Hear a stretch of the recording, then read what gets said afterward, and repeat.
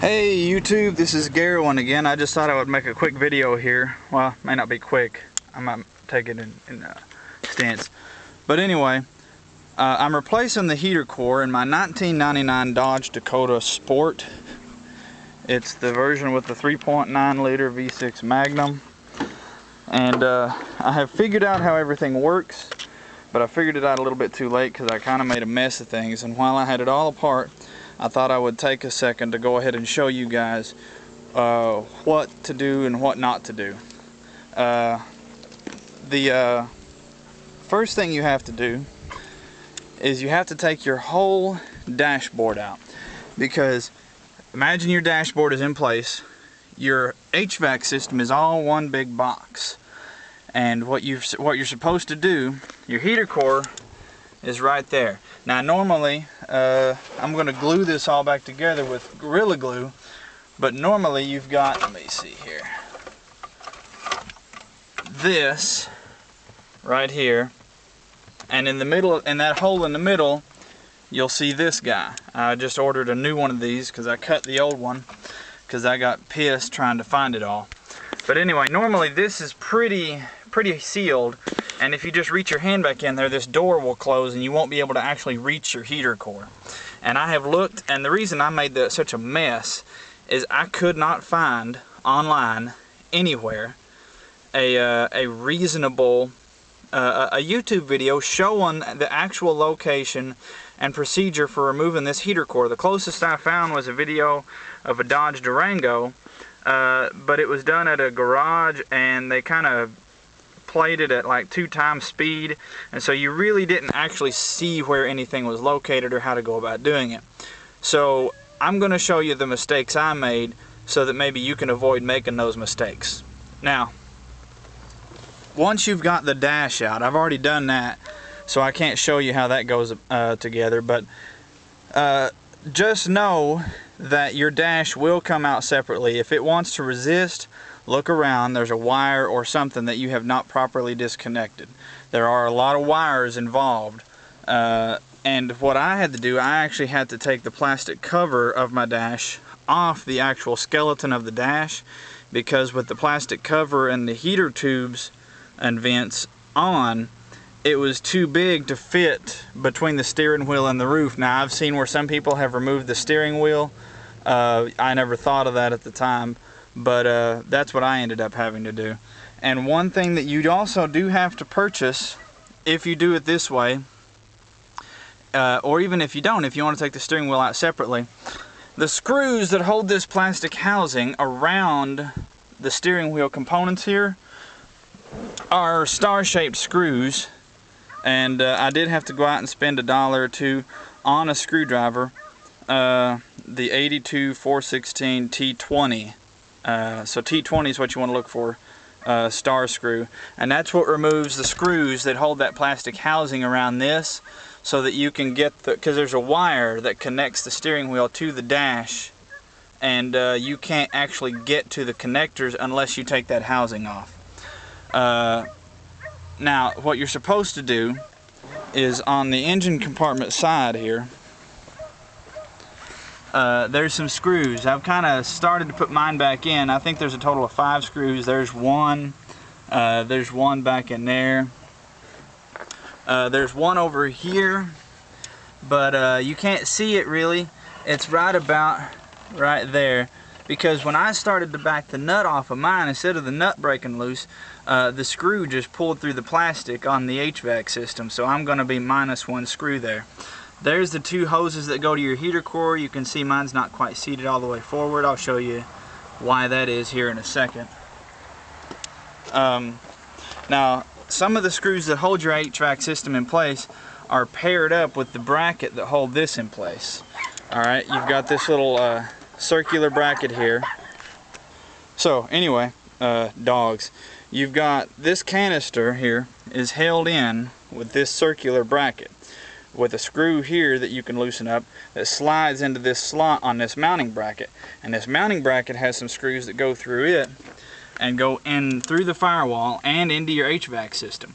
So to do it properly, you need to remove those screws and hence kind of leave that canister hanging. and take this bracket loose. Now there are also tools, you can see here, here's one of them. Well, this isn't the tool, but there are tools you can buy to disconnect these lines. There are connections like this on the back side of this canister. And so what you've got to do it properly is go buy those little collar things that slide up in there and release the lines from the back side, assuming you've already evacuated your air conditioner. And then what happens after you've taken out all of those screws, evacuated your AC, and disconnected those lines, and disconnected the lines on the heater core, this whole system comes out, and there's no physical connection here. It just kind of sits up and marries up with that. You've got these little socket type screws here all over the top that you take out, and then the top of it comes off, and you can just reach down in and get your heater core. Now another mistake I made on mine, there's two of these little plastic tabs. I cut one out so I could get the heater core out because I really didn't know what I was doing at the time. The heater core, this is supposed to be the back tab. I'm going to see if I can't cut this one out and angle my heater core better, because what happens is it's supposed to be on this side of this tab and between this one and another tab here that's been cut out, and that will allow the lines on the engine compartment side to line up better and for the hoses to fit. Now what secures the heater core in place is on the back side here. I can't really show you, but assuming you take the box out properly, you'll see what I'm talking about. Well, here, I'll just show you on the old one.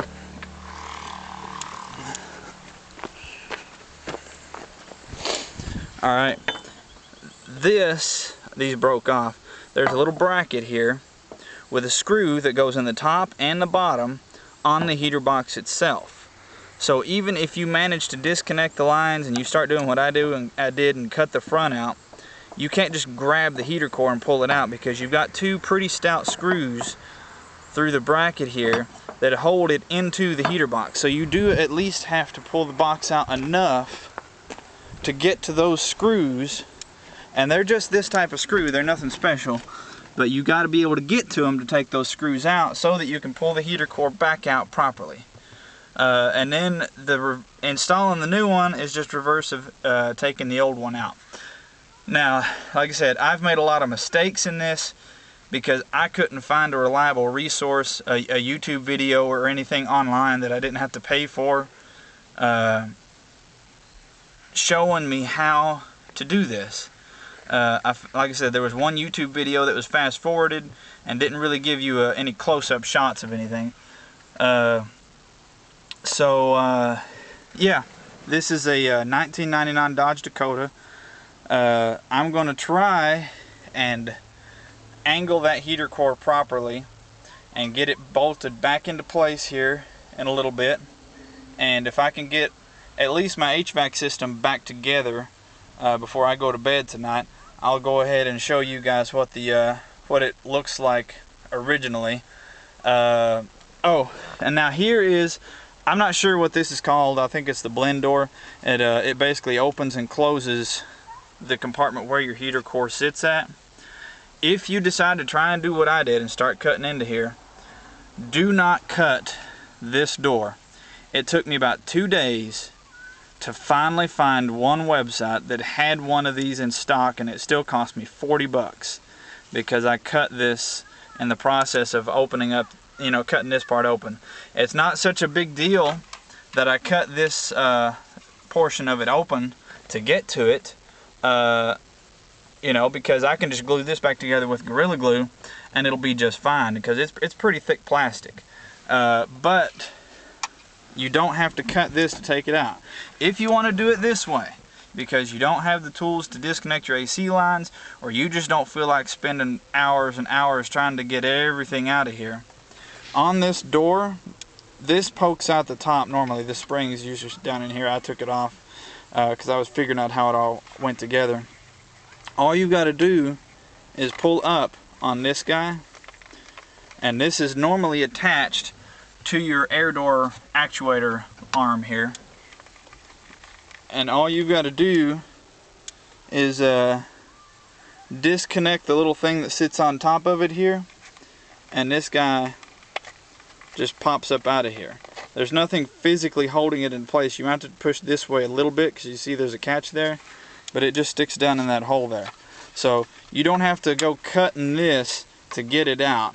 Just disconnect it from your air door actuator arm and pull up on it, and then the whole door should be pretty easy to get out of here. You might have to cut down a little more because there's a hole here where it sits and it's a little difficult to get to, but that's only if you want to do it this way. I really don't recommend doing it this way because I've had a bitch of a time you know, putting it back together. I spent way more money than I had to do it myself because I just didn't know what I was doing. So if you're not 100% certain what you're doing, or yeah, I would highly recommend just spend the $500 in labor and have somebody else do it. And if you want to try to do it yourself, pay really close attention to what you're doing. You know, watch videos like this. I'm trying to help you guys out because this has been a pretty bad experience for me. But if you guys have any questions, comments, or concerns, just post them below, or suggestions, and I'll try to get to them as necessary. And this is Garrowing out. You guys have a good day.